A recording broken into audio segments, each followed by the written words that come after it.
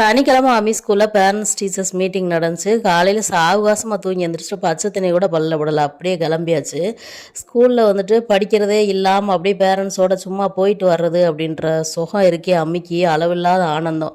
அங்கிட்டு குதிக்க அங்கிட்டு குதிக்க, அங்கிட்டு ஓட இங்கிட்டு குதிக்க, அளவு இல்லாமல் சந்தோஷத்தில் இருந்தால் அங்கே போயிட்டு இந்த கொஸ்டின்லாம் அம்மிக்கு வந்துட்டு இந்த ஸ்கூலில் அவுட் பண்ணவே மாட்டாங்க, முன்னாடியே சொல்லிக் கொடுக்க மாட்டாங்க.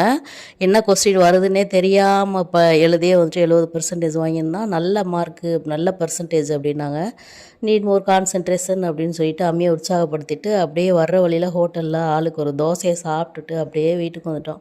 கொஞ்ச நேரம் ரெஸ்ட்டை போட்டுட்டு என்ன குழம்பு வைக்கிறது அப்படின்னு மறுபடியும் டிஸ்கஷன் போட்டு அதுக்கப்புறம் கருவாட்டு குழம்பு அப்படின்னு முடிவு பண்ணிவிட்டு ஊர்லேருந்து கொண்டு வந்த கருவாடை எடுத்துகிட்டு முட்டையை வச்சுக்கலாம் சைடிஷ்க்கு அப்படின்ட்டு குழம்பு வைக்க ஆரம்பிச்சிட்டேன். இந்த வெந்தயம் வெங்காயம் பூண்டு போட்டுட்டு தேங்காய் தக்காளி எல்லாம் அரைச்சிட்டு அப்படியே ஊற்றி கொதிக்க வச்சுட்டு அப்புறமா லாஸ்ட்டாக கருவாடு போட்டுட்டு இதில் முக்கியமான இன்க்ரீடியன்ஸ் என்னென்னா மிளகு, சீரகம், பூண்டு இதெல்லாம் வந்துட்டு தட்டி போடணும் கடைசியாக கருவாட்டு குழம்பு போட்டால் சூப்பராக இருக்கும், வேறு லெவலில் போட்டுட்டு சாப்பிட்டுட்டு அப்படியே ரெஸ்ட் எடுத்தாச்சு. இந்த நாள் இனிதே முடிந்தது அப்படின்ட்டு.